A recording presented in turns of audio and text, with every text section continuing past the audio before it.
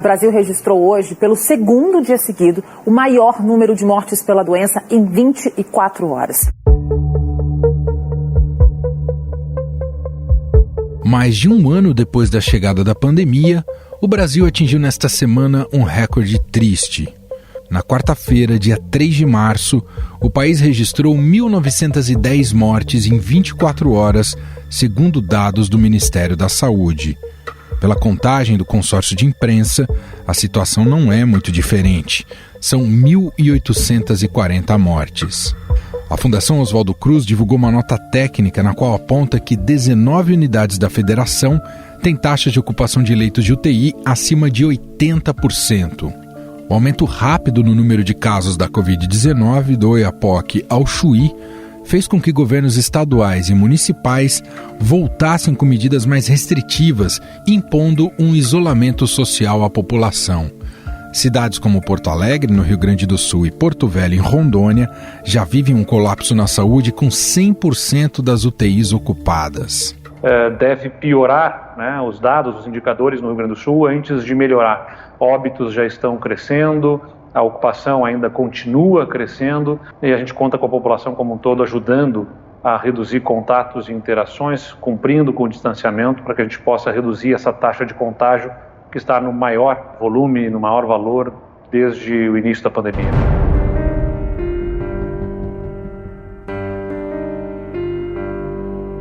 Outras capitais, como Fortaleza, Natal, Curitiba, Goiânia, São Luís e Florianópolis, estão com taxa de ocupação acima de 90%. Sei que não é uma decisão fácil, mas nós vamos aqui anunciar que estaremos fazendo isolamento rígido, social rígido aqui na capital cearense, a partir de sexta-feira, de meia-noite, de quinta para sexta, por 14 dias. 2 semanas, que é o ciclo que a gente consegue reverter esse crescimento do vírus. Alguns governos estaduais e municipais já começaram a adotar medidas, como toque de recolher e restrições de circulação em alguns horários, fechamento do comércio de atividades não essenciais e proibição de acesso a parques e praias. A atividade que funcionava até às 22 horas, bares, restaurantes, agora até às 21 horas. E além disso, nós estamos colocando um limite para o funcionamento das atividades públicas.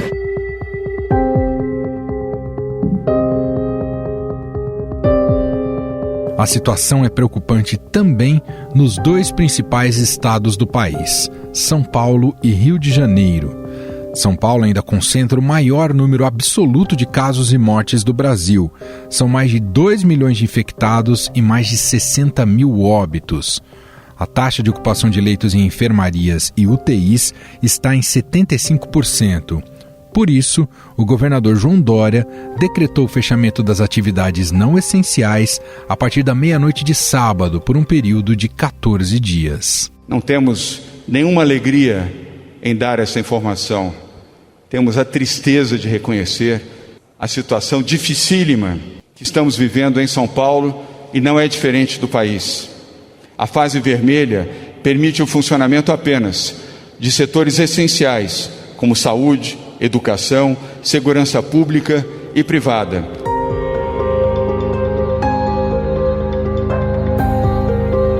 No Rio de Janeiro, são mais de 500 mil casos confirmados e mais de 33 mil mortos.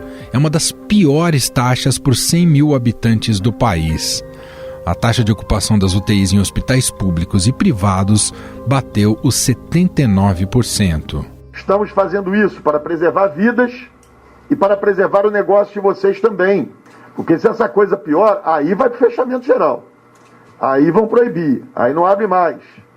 Aí é aquela situação que já viveu, que aí é de quebradeira. Eu não quero quebrar ninguém.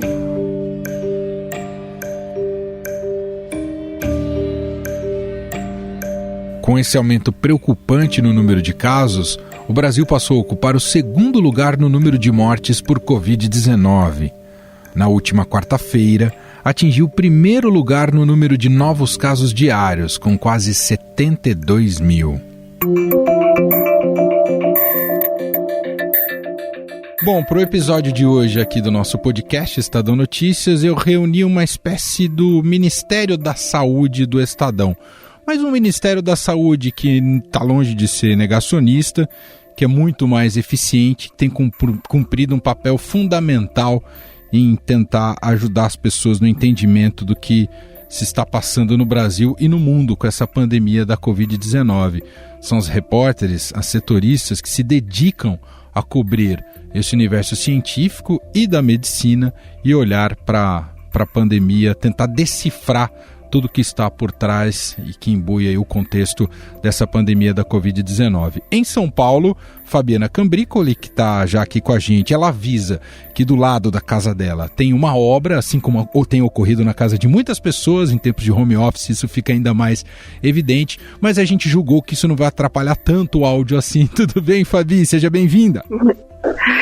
Oi, Emanuel, tudo bem? E você? Obrigada pelo convite, desculpa aí por qualquer ruído, mas acaba sendo a nossa rotina no home office, né? E do Rio de Janeiro, a repórter Roberta Jansen. Tudo bem, Roberta? Seja bem-vinda. Oi, Emanuel, tudo bom? Obrigada pelo convite. Primeiro eu queria fazer uma mesma pergunta para vocês duas, acho que a Fabi pode começar respondendo, se vocês imaginariam que seria uma cobertura tão extensa assim como se tem revelado, já que estamos com um ano de pandemia.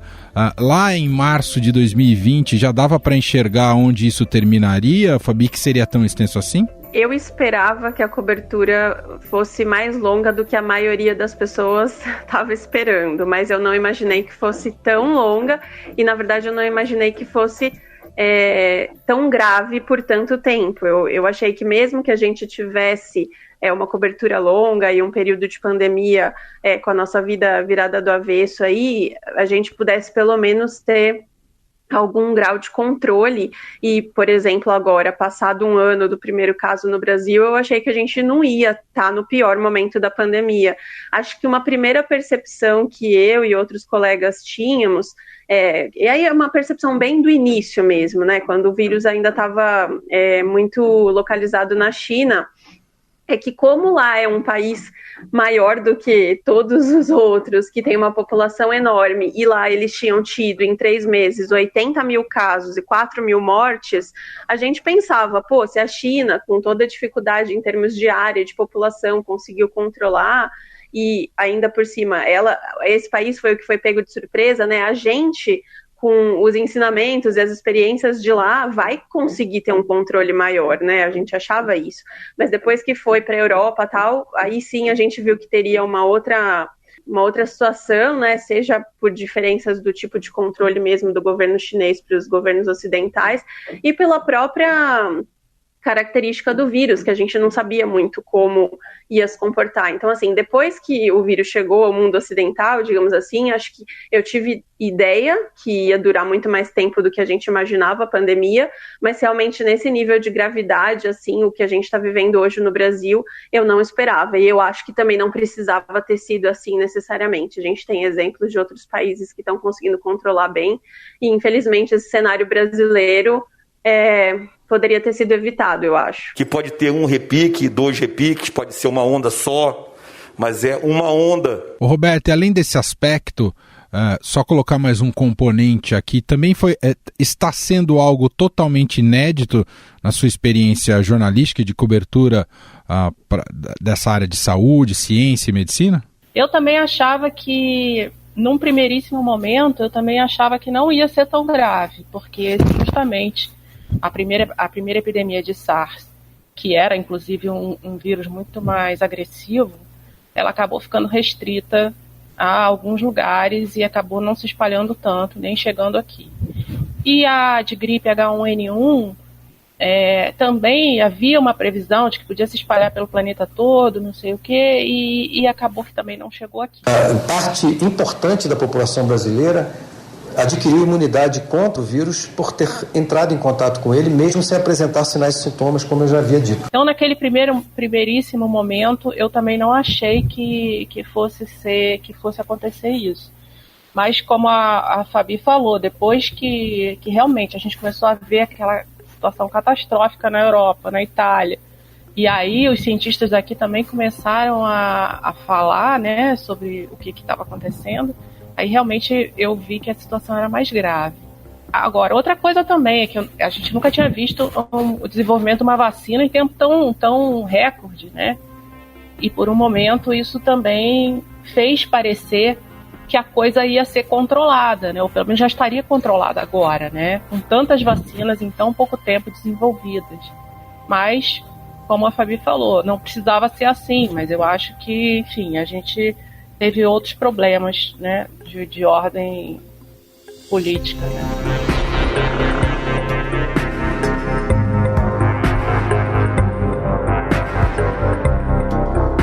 Queria ouvir, Fabi, como é que é esse exercício de traduzir para uma linguagem mais universal, uma linguagem jornalística que conversa com um público tão heterogêneo, conceitos muitas vezes mais herméticos, acadêmicos e científicos? Como é esse trabalho de vocês de ir nessa fonte, que muitas vezes é de uma linguagem técnica, e trazer isso para uma linguagem mais universal, Fabi?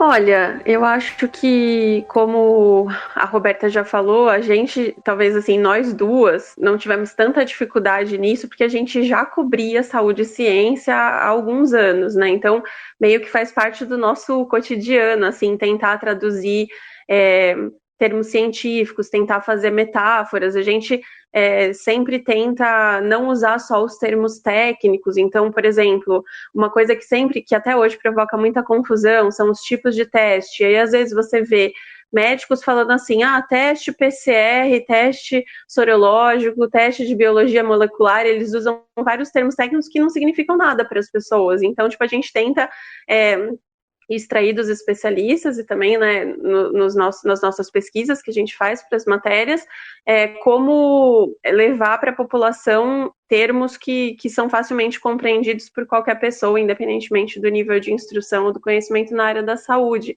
Então, por exemplo, no caso do teste, né, a gente tem que explicar que, sei lá, o PCR, por exemplo, é para você detectar se tem o vírus ativo ainda. O sorológico é para você ver se tem anticorpos formados a partir de uma infecção passada, ou seja, que já passou, o vírus não está mais ativo.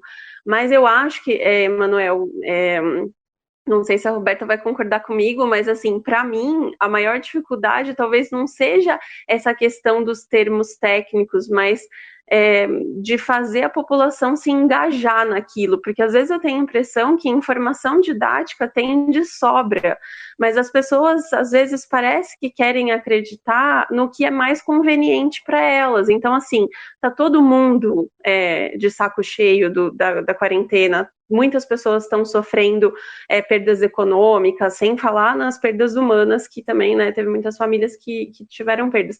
Então, assim, às vezes eu tenho a impressão que tem alguns assuntos, por exemplo, a questão dos tratamentos, entre aspas, precoces, que não existem, mas que tem muita gente promovendo até hoje, que não importa o quão didático a gente seja e como a gente faz para traduzir esse conhecimento, explicar o que é um estudo sério, o que não é, algumas pessoas vão preferir acreditar naqueles não cientistas, né, mas tem alguns profissionais de saúde, infelizmente, que propagam desinformação, e aquilo acaba sendo um pouco tentador. Tipo, a pessoa quer achar um argumento para furar a quarentena, para não precisar usar máscara ou qualquer coisa assim. E ela vai atrás dessas informações e prefere acreditar no que é mais conveniente. Não tem comprovação científica que seja eficaz, mas também não tem comprovação científica que não tem comprovação eficaz. Para mim, pelo menos, o mais desafiador dessa cobertura não foi traduzir conhecimento científico para o público leigo,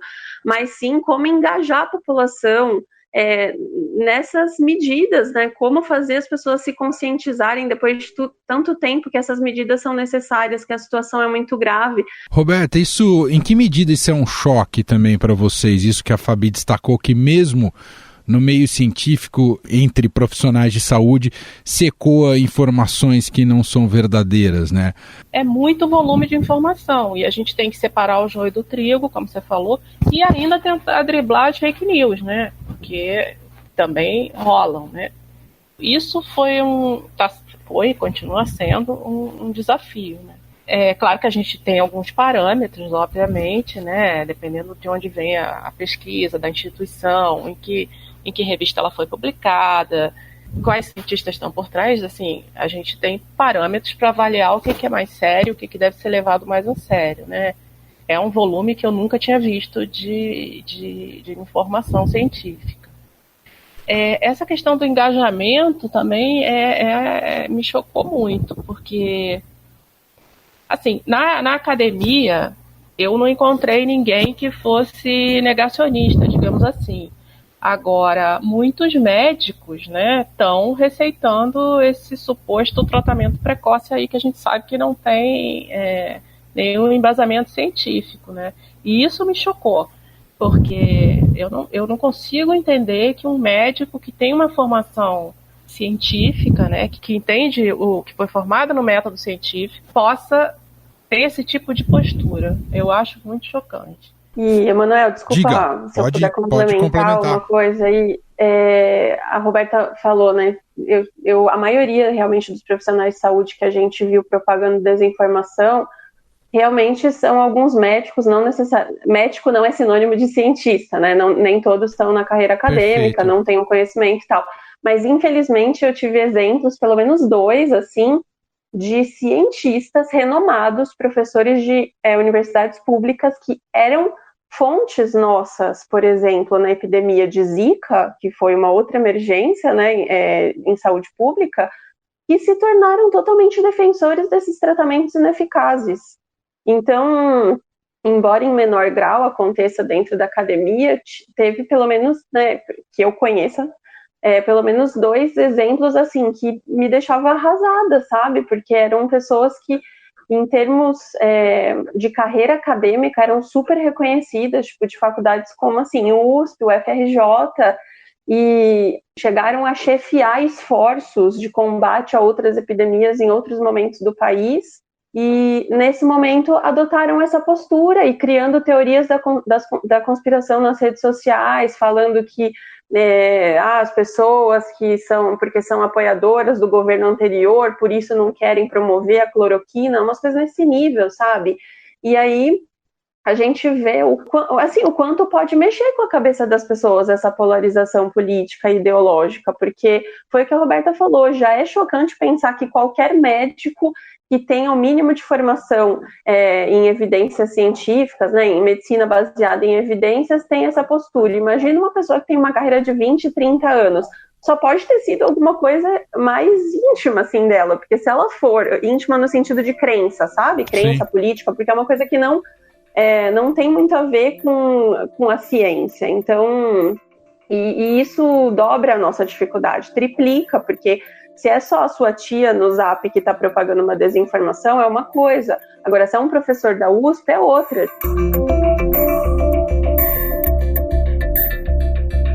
O quanto há, claro que, como você até destacou, né, da quantidade de publicações e de estudos sobre a Covid-19, também de estudos sobre a vacina, né, e já temos vacinas que estão sendo aplicadas, diversas delas no mundo inteiro. Mas mesmo tendo estudado tanto esse vírus e essa doença, na sua visão e pelas apurações e pelas leituras, o quanto ainda há de mistério sobre o SARS-CoV-2, Roberto? Cada dia, né, os estudos vão apontando novas complicações decorrentes da infecção pelo SARS-CoV-2, né? O último que eu fiz era diabetes. A gente já sabe que ele pode causar problemas cardíacos, problemas neurológicos. Enfim, cada hora vai surgindo mais algum desdobramento dessa doença que ninguém conhecia. Então, assim, a verdade é que está todo mundo aprendendo também, né? Os médicos estão aprendendo. Era um vírus que até um ano atrás não existia. E, obviamente, que todo o escopo de possíveis complicações e eventuais desdobramentos só vai aparecer na medida que mais casos forem surgindo, né? Quanto maior o número de casos, mais a gente vai conseguir, infelizmente, né, entender todos os desdobramentos possíveis. Então, assim, está todo mundo aprendendo, né? A própria OMS está aprendendo. Houve algumas orientações que a OMS deu logo no começo e que depois ela mesma mudou. Isso é um outro desafio também, porque às vezes uma revista científica de renome já publicou um estudo e depois despublicou o estudo. E aí a gente publicou a matéria, mas a gente não pode despublicar a matéria, né? Mas aí a gente tem que explicar que não é bem assim, que houve um engano, enfim, tá todo mundo aprendendo. Fabi, como é que você descreveria pra gente, né? Temos acompanhado aí as notícias, os diversos lockdowns, medidas restritivas, a alta de casos, de internações e de mortes, né? E já um pouco é consenso que o Brasil vive o pior momento da pandemia agora em março de 2021. Mas eu queria ouvir de você, como é que você descreveria o atual momento do Brasil e o quanto devemos estar preocupados com ele, Fabi? Olha, Manuel, eu não queria ter uma visão tão pessimista, mas não tem como. Eu acho aterrorizante, não tem outra palavra, assim, não é... eu não costumo ser uma pessoa muito pessimista. No início da pandemia eu acredito muito na capacidade do SUS, assim, eu achei que a gente ia conseguir controlar, ter uma vigilância dos casos, então só para fazer esse disclaimer, mas até eu que não sou uma pessoa muito pessimista, estou muito preocupada. Acho que a gente tem várias razões, vários fatos muito concretos para estar preocupado, porque assim, a gente não tem... Todos os outros países que tiveram lockdown, quando olham para as ruas do Brasil, assim, eles ficam chocados, porque a gente nunca teve uma quarentena de verdade. Eu sei que em termos econômicos a gente teve fechamento de serviços, e isso teve um impacto grande na economia, tivemos alguns meses de fechamento de todos os serviços não essenciais, mas eu estou falando do comportamento da população mesmo, sabe? A gente vai em qualquer bairro de São Paulo, todo mundo, tipo, à tarde ou no início da noite, tomando cerveja no boteco, sem máscara, uma galera fazendo festa clandestina. Muitas empresas não seguem protocolos também, a gente recebe muita reclamação disso no jornal. E então, assim, o primeiro ponto que eu acho aterrorizante desde sempre é o comportamento da nossa população. Infelizmente, muito desse comportamento é reflexo da postura negacionista do governo. Isso não tem como negar, do governo federal. Vocês não ficaram em casa, não se acovardaram. Nós temos que enfrentar os nossos problemas. Chega de frescura, de mimimi. Vamos ficar chorando até quando? E aí, o outro ponto que eu acho muito preocupante é a questão das novas variantes, especificamente no caso do Brasil, da variante P1, que é aquela que se originou em Manaus no final do ano, né, por volta de dezembro, ali final de novembro, começo de dezembro, e agora a gente está vendo ela ser identificada, inclusive, como transmissão comunitária, ou seja, quando os casos já estão se espalhando numa região, né, e não são casos só importados de outros locais, a gente já está vendo algumas prefeituras confirmarem, no caso do interior de São Paulo, Araraquara, Porto Alegre, que também está com uma situação muito grave. Então, assim, a gente junta uma variante que muitos estudos já indicam que ela é mais transmissível, um comportamento da população que nunca foi o ideal, mas agora está pior ainda porque as pessoas estão exaustas de ficar isoladas e sem uma cobertura grande ainda de vacina, né? Seja porque a gente demorou muito para fazer os contratos ou porque a demanda global também é alta, então a gente não ia conseguir tão rápido vacinar toda a população. E um quarto ponto que eu citaria também, Emanuel, é o fato de a gente estar vivendo esse boom de casos e esse espalhamento das variantes praticamente no Brasil todo ao mesmo tempo. Na primeira onda, vocês devem lembrar, a gente teve, primeiro as capitais principais, que eram principalmente os locais que tinham maior trânsito de turistas, né, porque, enfim, quando o vírus veio de outros países, então a gente teve São Paulo, Rio, depois a gente teve na região norte, mas, por exemplo, a região centro-oeste demorou meses para ter uma alta de casos. Então, de certa forma, a gente conseguia concentrar os nossos esforços de saúde pública no ponto que estava pior.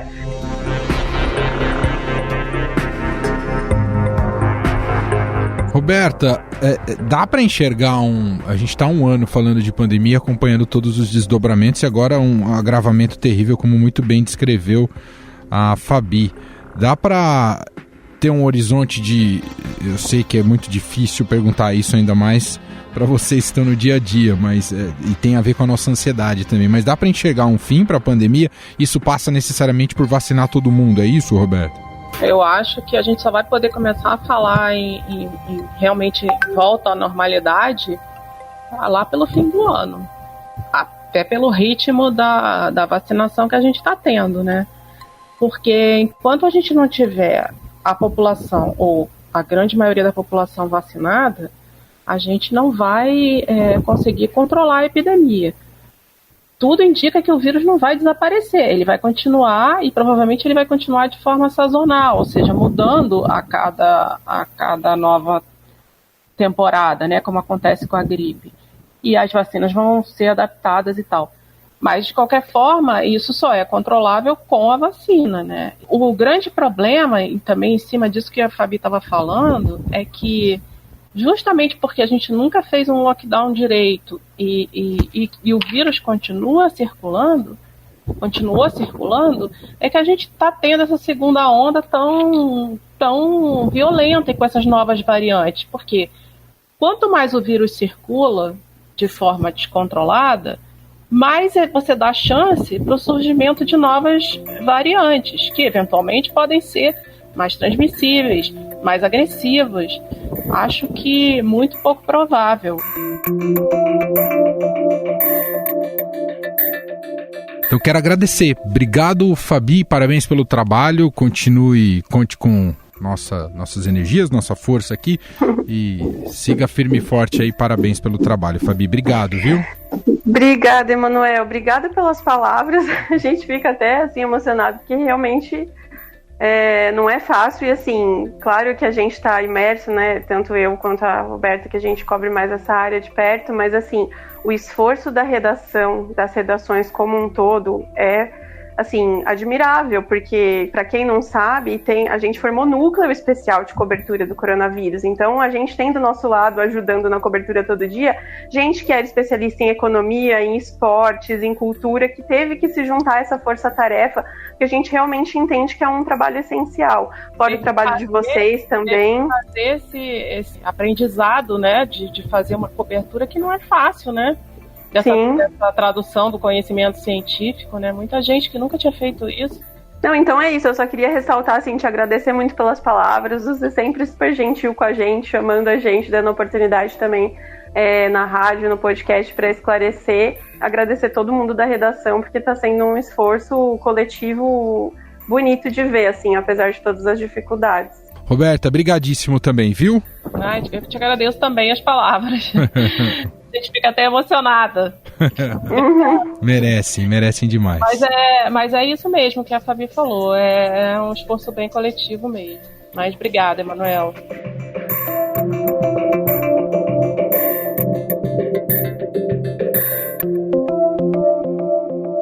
Estadão Notícias. Novos rumos. Como a pandemia mexeu com hábitos e comportamentos.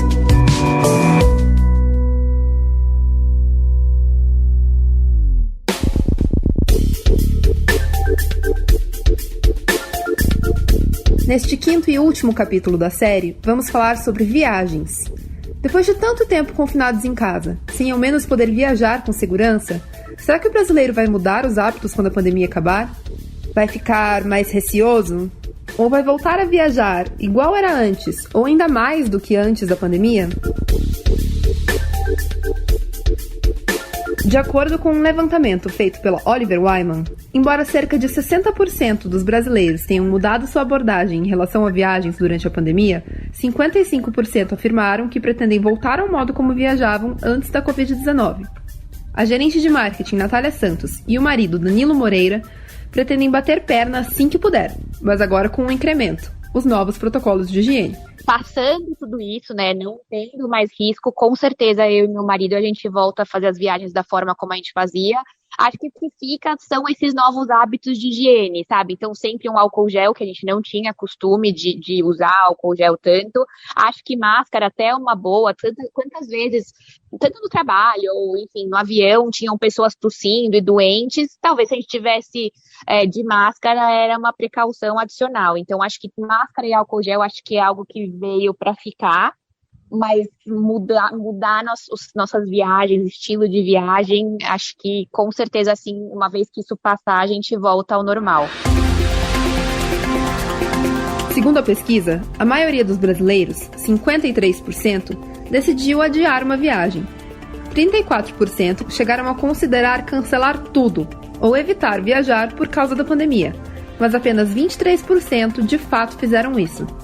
Saúde e segurança foram os aspectos que mais contaram na decisão de viagem dos brasileiros ouvidos pela Oliver Wyman. 72% consideraram os aspectos muito importantes e 18% julgam importantes. Segundo Magda Nassar, presidente da Associação Brasileira de Agências de Viagens, o confinamento aumentou o interesse pelo turismo. A gente vai ter uma volta desse desejo de viagem se transformando em realidade, né? A segunda parte, como é que vão ser essas viagens? Vão ser iguais ao que elas eram, né? Eu acho que o desejo, ele é muito claro, né? O desejo por destinos, por tipos de viagens. Tudo isso vai ficar mais tranquilo ainda, porque a indústria toda se preparou para esses desejos, né? Ela estabeleceu protocolos de segurança, ela estabeleceu critérios específicos para receber viajantes. Então, desde o primeiro ponto, que é o agente de viagens, até o último, que é o fornecedor aéreo, ou destino, ou transporte, a gente sabe que essa indústria está completamente preparada para receber esses viajantes. A pesquisa da consultoria mostra também que 18% das pessoas mudaram seus planos com base na nova realidade.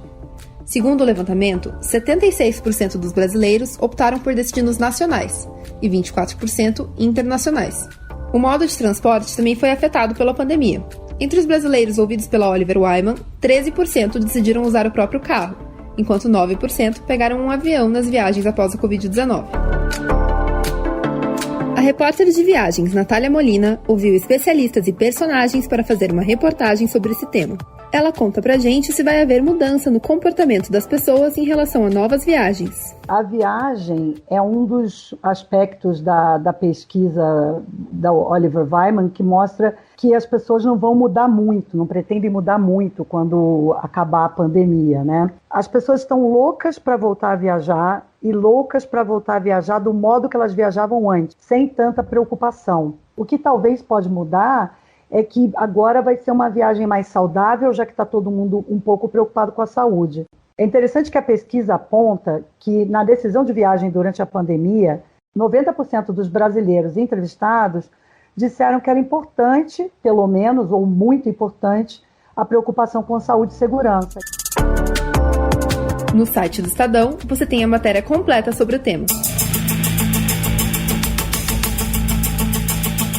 Ao longo desta semana, apresentamos 5 capítulos sobre mudanças no comportamento cotidiano dos brasileiros após o primeiro caso de coronavírus identificado no país. Neste domingo, vamos ter um podcast especial sobre os novos hábitos adquiridos. Por exemplo, você faz supermercado sozinho ou com a família? Frequenta o shopping da mesma maneira que antes da pandemia? Procura se exercitar para melhorar o bem-estar? Vamos tentar responder essas perguntas no episódio especial de domingo. Não perca! Estadão Notícias. E este foi o Estadão Notícias de hoje, sexta-feira, 5 de março de 2021. A apresentação foi minha, Emanuel Bonfim, na produção e edição, Bárbara Rubira, Gustavo Lopes e Ana Paula Niederauer. A montagem é de Moacir Biasi, diretor de jornalismo do Grupo Estado, João Fábio Caminoto. Escreva pra gente no e-mail podcast@estadão.com. Um abraço para você, bom fim de semana e até mais.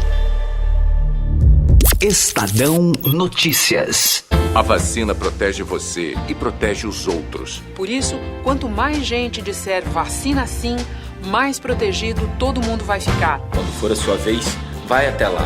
Levanta a camisa e mostra o braço. Mostra pra todo mundo que você diz sim. Sim pra esperança, sim pra volta do abraço, sim pra vida. Vacina sim. Uma campanha do Consórcio de Veículos de Imprensa para todos. Vacina sim.